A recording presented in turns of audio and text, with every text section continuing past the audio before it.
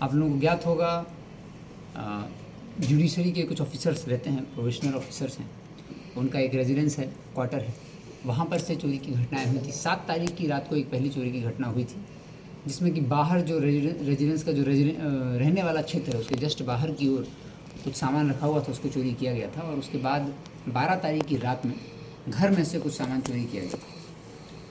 इस घटना के उद्भेदन के लिए एसडीपीओ सदर के नेतृत्व में एसएचओ टाउन के साथ मिलकर के पूरी टीम बनाई गई थी। ये लोग लगातार घटना का अनुश्रवण कर रहे थे और घटना के उद्भेदन के लिए प्रयासरत थे। इस पूरी घटना का उद्भेदन हो गया है। इस घटना में सूरज नाम का चोर है जो ये घटनाएँ करता है। और जब इस घटना में जो घटना स्थल है उसका निरीक्षण किया गया और पूरी घटना को समझा गया, तो जो सीसीटीवी वहाँ पर लगा हुआ था उससे स्पष्ट हुआ कि एक व्यक्ति रात में करीब 12 तारीख की रात में जो घटना हुई थी उसमें करीब 1 बजे के आसपास, बाउंड्री की हाइट काफ़ी छोटी है तो उस बाउंड्री को क्रॉस करता है और सीसीटीवी में स्पष्ट दिखता है। करीब 1.5 घंटे के आसपास ये उस घर में रहता है और जो सामान मिलता है उसको चोरी करता है। ये व्यक्ति पूरी तरह से नशे का आदी व्यक्ति है, लगातार नशे में रहता है। शोलेसन से लेकर कई तरह के जो इस तरह के ड्रग्स होते हैं उनको ये लेता है और ये नशे में रहते हुए इस तरह की घटनाओं को करता था। ये जो एंट्री और एग्ज़िट इसका था, जो घटनास्थल का निरीक्षण किया गया था एसडीपीओ सदर के द्वारा और हम लोगों के द्वारा भी, तो स्पष्ट हुआ कि जो जिस मकान में चोरी हुई है उसमें पीछे की ओर जो बाथरूम है उसका जो विंडो है जहाँ से एग्जॉस्ट फैन लगा रहता है, उस एग्जॉस्ट फैन से बहुत छोटी सी जगह थी निकलने की। तो पहले इसने एग्जॉस्ट फैन को तोड़ा था और फिर उसमें देखने से स्पष्ट हो रहा था कि बहुत ही जो चोर है उसकी बनावट शरीर की काफ़ी पतली है और छोटे से एरिया में से वो निकल जाता है और उसके बाद उस घर में प्रवेश करता है। वहाँ पर उसको संयोगवश एक चाबी मिल जाती है जिसमें से अलमारी को खोल करके वो जो उसमें सामान रखा रहता है वो चोरी करता है। चोर को घर के अंदर की जानकारी नहीं थी क्योंकि और भी वैल्यूएबल आइटम और पैसा वहाँ रखा हुआ था जिसकी उसको जानकारी नहीं थी, तो जो सामने आया उसने चोरी किया था। तो जो प्रोविशनल जुडिशरी ऑफिसर्स हैं उन लोगों ने एफआईआर दर्ज कराई थी, उसमें कुल 3 एफआईआर दर्ज हुई थी। साथ ही उसी कैंपस में एक बाहर की ओर एक गैराज भी था। उस गैराज में से कुछ गर्म कपड़े, कुछ कपड़े थे ठंड के मौसम के, उन कपड़ों को भी चोरी किया गया था। तो पूरी घटनाक्रम को देखते हुए 12 तारीख की रात में जो हुआ और 7 तारीख को हुआ था, दोनों का सीसीटीवी फुटेज का एनालिसिस किया गया तो ये स्पष्ट हुआ था इस पूरी घटना में एक ही चोर है जो इस कैंपस के अंदर आ रहा है, जो देखने से भी स्पष्ट हो रहा था कि पूरी तरह नशे में है, उसके चलने का ठिकाना नहीं था। और वो जो उसने रास्ता भी अपनाया था और जो उसको घर के अंदर की कोई जानकारी नहीं थी, वैल्यूएबल आइटम्स वगैरह काफ़ी छूट गए थे, जो उसको सामने दिखा उसने चोरी किया था। और चोर की जो करने की प्रवृत्ति थी वो भी इतनी विविध थी कि उसने कुछ सोने का आइटम भी लूटा था, चोरी किया था। साथ ही घर में जो किचन में जो बर्नर होता है गैस सिलेंडर का, वो सब लिया था। अन्य छोटे छोटे सामान भी चोरी किए थे, जैसे आप देख सकते हैं लोटे, पूजा का कुछ सामान था, बर्तन था किचन का, वो सब भी चोरी किया गया था। तो इससे स्पष्ट हुआ था कि ये बहुत प्लान घटना नहीं है, इसमें बहुत सारे चोर नहीं इन्वॉल्व हैं। घटना काफ़ी हाई प्रोफाइल थी, वीआईपी रेजिडेंशियल एरिया है, उसी क्षेत्र में हुई थी। ऑफिस से भी हम लोगों के बहुत दूर नहीं है वो क्षेत्र। और वहाँ पर जब घटना हुई तो और घटना का जब एनालिसिस किया गया तो उससे स्पष्ट हुआ कि एक ही चोर ने इसको करीब 1.5 घंटे के आसपास उसने लगाया है। नशे के स्थिति में रहते हुए घटना की गई थी। तो उसमें जो मेन चोर है सूरज कुमार, उसको गिरफ्तार किया गया है। सूरज कुमार का जब इतिहास हम लोगों ने खंगाला तो पता चला कि सूरज कुमार आदतन नशे का सेवन करता है।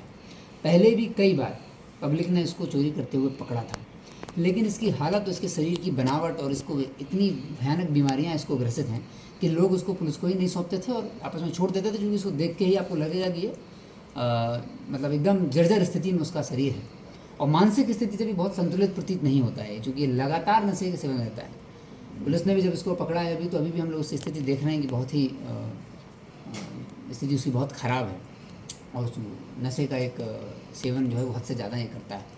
ये होश वाली स्थिति में बहुत कम ही ये रहता है, तो उसी बेहोशी और नशे की स्थिति में ये रहता है। इसलिए कई बार इसको पब्लिक ने पकड़ा भी है और पब्लिक ने ही छोड़ दिया था।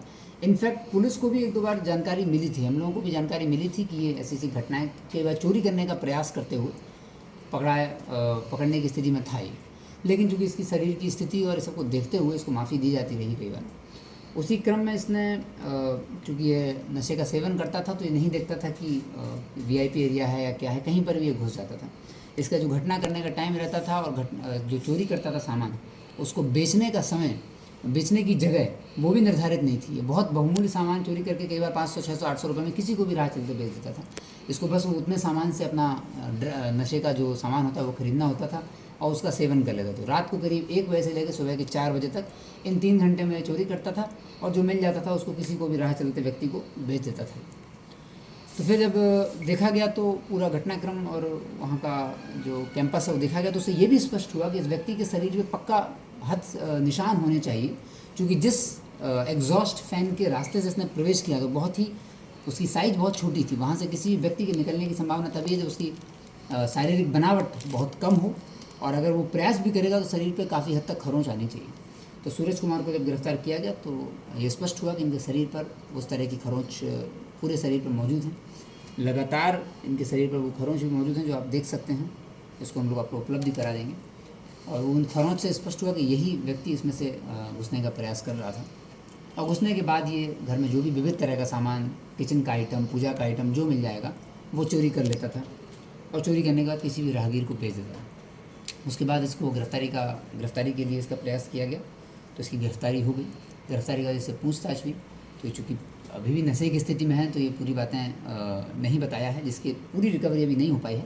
लेकिन जो मेन सोने का आइटम था जो हम लोगों को ज्ञात हुआ था कि जो चोरी किया हुआ है वो कुछ आइटम उसमें से रिकवर हुआ है। पूजा का जो सामग्री थी वो रिकवर हुई है और जो बर्तन वगैरह किचन में से चोरी किए गए थे, बर्नर गैस का जो है वो चोरी किया था वो सब रिकवर हो गया है। ये कोई गैंग नहीं था और ये कोई घटना बहुत ज़्यादा वैसी नहीं थी। ये एक आता नशे का सेवन करता था व्यक्ति, कई बार पहले प्रयास किया, इनफैक्ट पब्लिक ने ही। और हम लोग भी ऐसे लोगों में अक्सर रिफॉर्मेशन का प्रयास करते हैं कि ऐसे लोग जो इस तरह का सेवन कर रहे हैं उनमें रिफॉर्मेशन आए। तो कई बार इसको पब्लिक ने ही छोड़ा भी था और अब ये पकड़ा गया है। इसके पास से सारी जो चोरी हुई थी सामान, उसमें एक पूजा करने का काफ़ी सामान है जो आप देख सकते हैं सामने, ये सब बरामद हो गया है। किचन से इसने प्रेस्टीज कुकर वगैरह चोरी किया था और तरह तरह का सामान था किचन से, वो सब बरामद हुआ है। कुछ पुराने कपड़े घर से चोरी किए थे वो बरामद हुए हैं। मेन इसमें जो सोने का आइटम है जिसकी बनावट भी हम लोगों को बताई गई थी कि जो एक सोने का झुमका था उसकी बनावट FIR में बहुत स्पष्ट की गई थी किस तरह का है, एग्जैक्टली वही जो है उसकी जेब से भी बरामद हुआ है। तो स्पष्ट हो गया है कि घटना सूरज कुमार ने ही की थी और सूरज कुमार का जो इतिहास है पूरा वो भी उसी तरह का है। उसको पकड़ गिरफ्तार करके अब जेल भेजा जा रहा है। और ये भी स्पष्ट हुआ है कि 1-2 लड़के हैं जो इसकी मदद भी करते हैं, खास करके जब ये चोरी कर लेता है, चूँकि तो नशे में रहता है तो दूसरे लोग इसका फ़ायदा उठाते हैं और उस बहुमूल्य सामान को सस्ते दामों में इससे ख़रीद लेते हैं। तो उन लोगों को हम लोगों ने स्पष्ट किया है, उनकी गिरफ्तारी के लिए छापेमारी की जाएगी ताकि अन्य जो चोरी का सामान है उसको बरामद किया जा सके। इस पूरी घटना का उद्भेदन करीब 7 दिन के अंदर SDPO सदर के नेतृत्व में SIT ने किया है। हम लोगों ने भी घटनास्थल का निरीक्षण किया था। घटनास्थल के निरीक्षण से पूरी तरह स्पष्ट था कि मात्र एक चोर CCTV में आते और जाते दिखता है। 1.5 घंटे के आसपास उस घर में रहता है। इनफैक्ट घर के बाहर जो गैराज है जहाँ पे आप एक्सपेक्ट ही नहीं करेंगे कोई सामान हो सकता है, वहाँ से भी ठंड के कपड़े ये चोरी कर लेता है। और फिर और जो सामान इससे जब पूछताछ हुई तो ये भी स्पष्ट हुआ कि जो सामान चोरी करता था उसमें से इसको होश नहीं रहता था। कई बार तो सारे सामान में से आधा सामान रास्ते में ही गिर जाता था, क्योंकि कुछ सामान जो बरामद हुआ है वो जो रास्ते में गिर गया था उसके चोरी के ले जाने के क्रम में, वहाँ से भी छोटा छोटा सामान बरामद हुआ है। तो ये बहुत व्यवस्थित चोर नहीं था, ये स्वयं ही अव्यवस्थित था और नशे में रहता था। इसको पूरी जानकारी स्वयं की ही नहीं रहती थी, तो बहुत कुछ से बताने की स्थिति में नहीं था। लेकिन जितना हम लोग पूछताछ कर पाए उस स्थिति में ही जितनी बरामदी हो सके अभी उतनी हुई है। इसके वो जो साथी जो हैं जो इसको इस सामान को सेल करने में इसको धोखा देते थे, मदद करते थे, उन लोगों की भी हमको तलाश है ताकि हम लोग उसकी पूरी रिकवरी कर पाएँ। Thank you.